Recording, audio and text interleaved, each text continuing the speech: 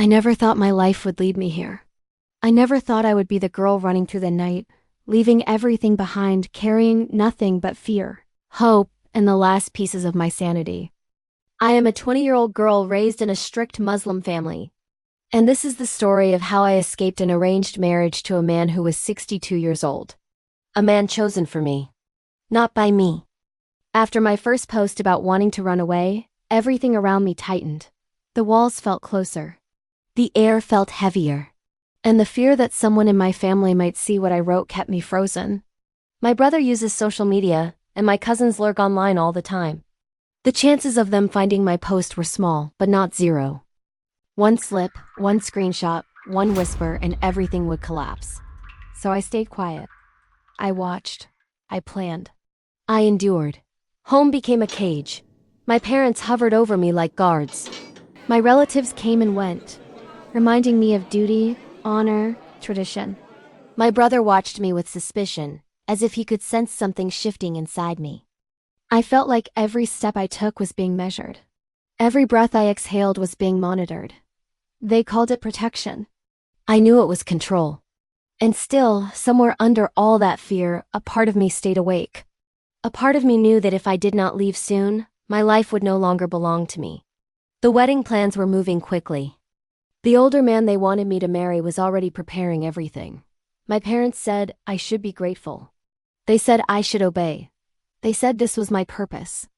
But the more they pushed, the more I felt myself fading. My closest friends became the only light I had left. They created a plan as if we were pulling off a secret rescue operation. They mapped out routes, booked flights quietly, timed everything down to the minute. But the decision itself was mine. Completely mine. I was not brainwashed. I was not manipulated. I knew exactly what I was doing. I was saving my own life. The night I escaped still plays in my mind like a movie. We returned home from visiting relatives. Everyone was tired. Everyone was distracted. I kept my voice calm. My hands were shaking. I told them I was going for a walk. They nodded. They thought nothing of it. I walked out the front door. I walked down the street. My heart was pounding so hard I could feel it in my throat. But I did not stop.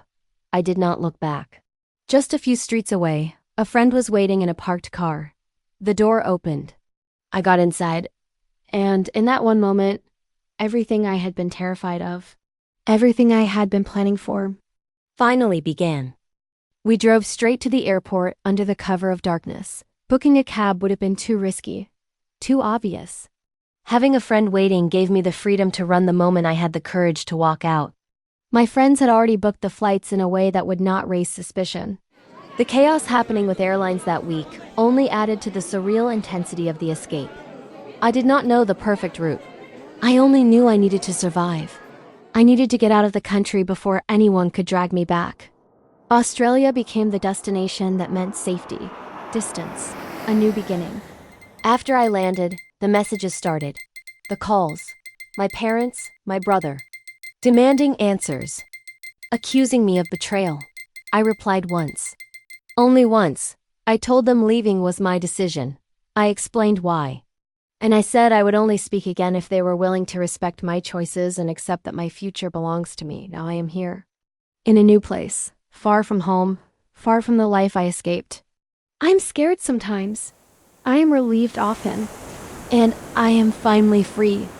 For the first time in my life, the story ahead of me is mine to write.